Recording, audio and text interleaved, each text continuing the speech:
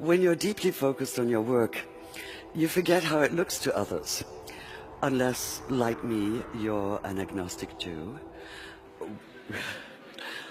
What you're deeply focused on is Islam, and you've just finished writing a biography of Muhammad. And your audience might be just a little bit nervous. To the question of how come I decided to write about Muhammad, my immediate answer is, how not? We're talking about one of the most influential figures of all time, a man who radically changed his world and is still changing ours. So how can so many of us know so little about him? How come just the idea of writing about him seems to be fraught with tension? Welcome to my territory, the vast and volatile arena in which politics and religion intersect. Consider the renewed atmosphere of distrust and bitterness this past summer, for instance, when a noxious little YouTube video caricaturing Muhammad sparked protests leading to dozens of deaths. There were any number of agendas involved here, none of them good. That of the small-minded bigots who made the video in the first place. Small-minded bigots being a redundant phrase, if ever there was one. Of the Saudi-financed TV station in Cairo that picked it up and made a big show of it, thus ensuring that while maybe 30 people had seen it before, now millions would. Of the once reputable news magazine, trying to revive its fading readership by implying that all Muslims worldwide were rioting in the streets, as opposed to a few hundred extremists and often just a few dozen. It's amazing what you can do by cropping a photograph. And the usual American Islamophobes, putting up crude us and them posters in the New York and DC subways. So many people jumping on the bandwagon. But where was Muhammad himself in all this? Where was the man who listened to the Quran telling him, and by extension all Muslims, to pay no attention to taunts and mockery? Ignore them, it keeps saying. Let them be. Turn your face away. Or, in the words of Jesus, turn the other cheek. While Muhammad has certainly been distorted by his detractors, he sometimes seems to have been equally distorted by the loudest of his self-proclaimed defenders, which makes it all the more urgent that we know who he really was. Yet the millions, if not billions, of words that have been written about him often seem to obscure as much as they reveal. The more of them I plowed through, the more it felt as though he were being weighed down by the sheer accumulated mass of them. What I wanted was a real feel for the man himself. I wanted the vitality and complexity of a full life lived. I wanted, in short, to see Muhammad whole. And this meant steering clear of a virtual minefield of agendas, including piety and sentiment and stereotype and judgmentalism. So even as the hundreds of research volumes piled up on my floor, my most valuable research tool may have been this one-word reminder pinned beside my desk. Think.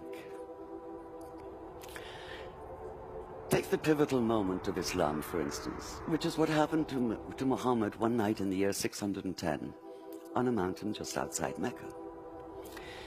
He'd gone up there, it seems, in the hope of perhaps a quiet moment of insight. The last thing he expected was the blinding weight of revelation. So what struck me in the earliest account we have of that night was not even so much what happened as what did not happen.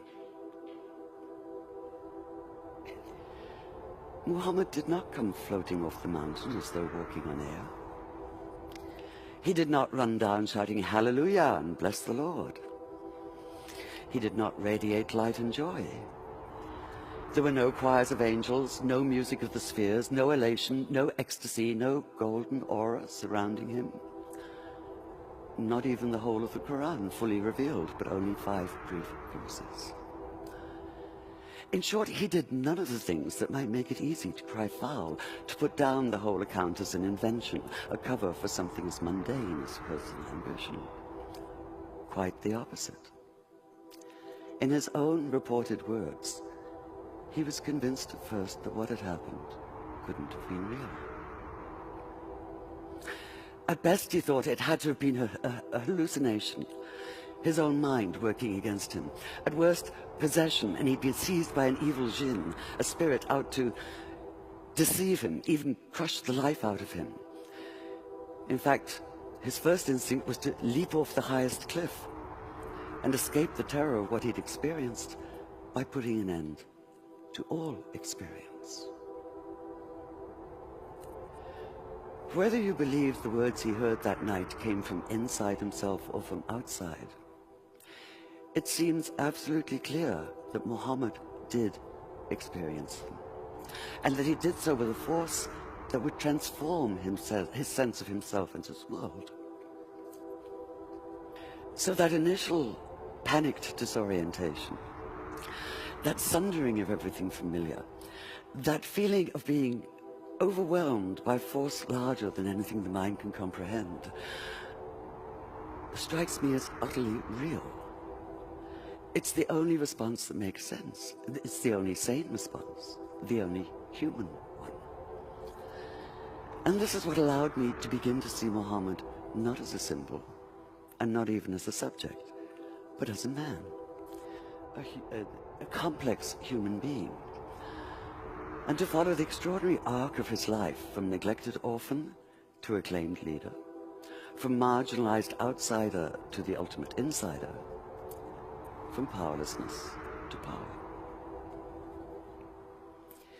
One thing I knew from the beginning, however: if I was to do justice to this remarkable story, if I was to bring it alive on the page, it had to be written in good faith.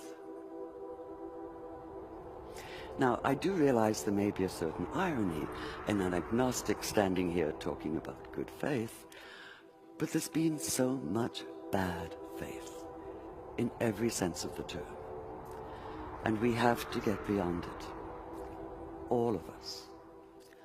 Whether we're secular or religious, theist or atheist or anywhere in between, we are all impacted by the words and actions of extremists. What happens in one tiny corner of the world now reverberates globally. But whether we live in Tehran or in Tel Aviv, in New York or in New Delhi, we do have a choice. We can refuse. Refuse, that is, to allow ourselves to be led by anger and suspicion.